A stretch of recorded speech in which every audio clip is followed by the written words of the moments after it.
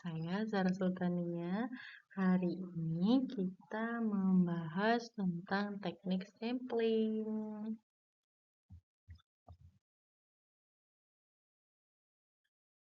Oke, yang pertama yaitu teknik sampling adalah pengambilan sampel dari populasi. Sampel yang merupakan sebagian dari populasi tersebut kemudian diteliti dan hasil penelitian atau kesimpulan kemudian dikenakan pada populasi atau generalisasi.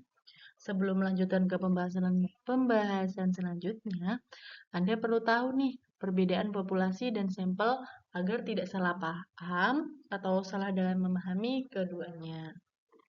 Secara umum, teknik pengambilan sampel ada dua jenis, yaitu satu sampel acak atau random sampling atau probability sampling, dan yang kedua yaitu sampel tidak acak, non-random atau non-probability sampling. Untuk lebih lanjut dan jelasnya, kita akan ulas satu persatu pada artikel ini. Nah, pengertian teknik sampling menurut para ahli.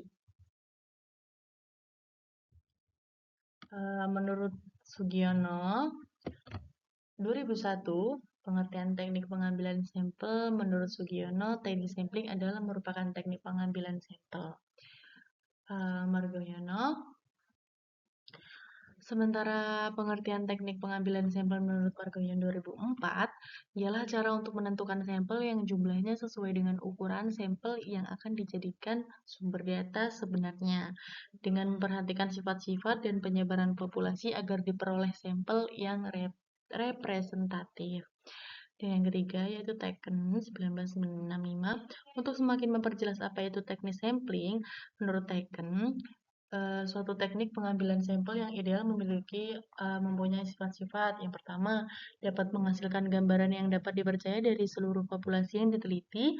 Yang kedua, dapat menentukan presisi atau precision dari hasil penelitian dengan menentukan simpangan baku atau standar deviation dari taksiran yang diperoleh.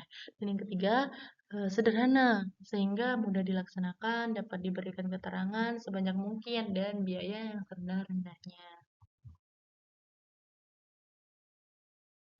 Selanjutnya yaitu teknik pengambilan acak ada 5 macam. Nah, yang pertama itu sampel acak probability sampling adalah cara atau teknik pengambilan sampel di mana teknik tersebut menggunakan kaidah peluang dalam penentuan elemen sampelnya.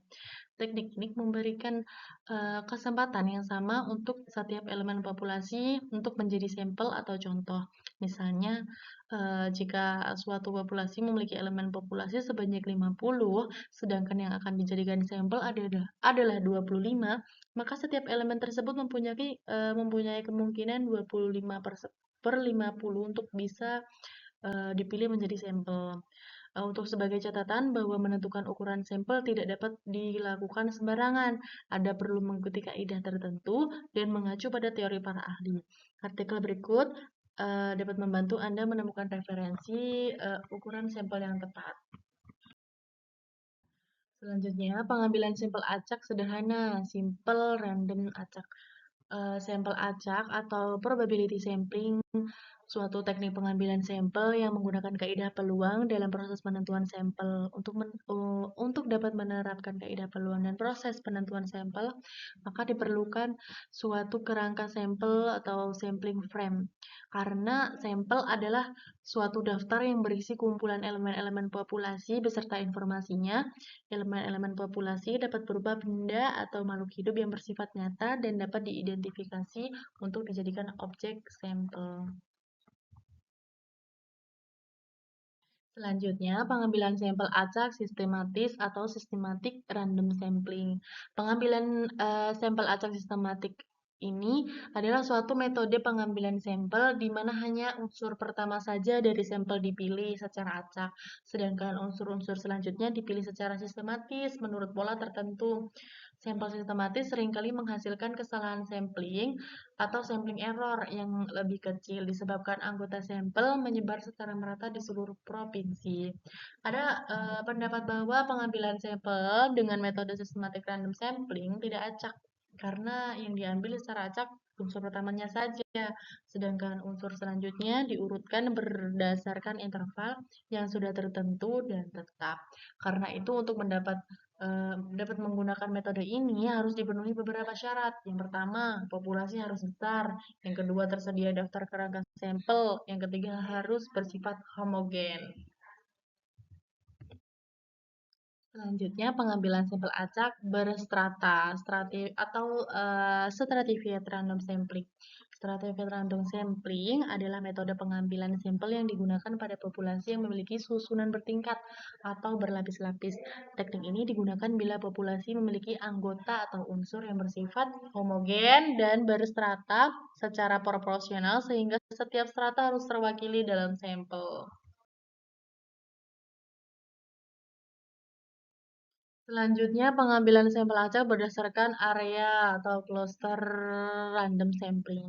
Pengambilan sampel acak berdasarkan area atau cluster random sampling adalah salah satu metode pengambilan sampel yang digunakan di mana populasi tidak terdiri dari individu-individu, melainkan terdiri dari kelompok individu atau cluster. Sehingga unit yang terpilih menjadi sampel bukan individu, namun kelompok individu yang telah tertata. Klaster sampel ini harus dipilih secara random dari populasi klaster juga. Teknik sampling ini digunakan untuk penelitian menggunakan atau mengenai suatu hal terhadap bagian-bagian yang berbeda di dalam sebuah instansi bila objek yang akan diteliti sangat luas.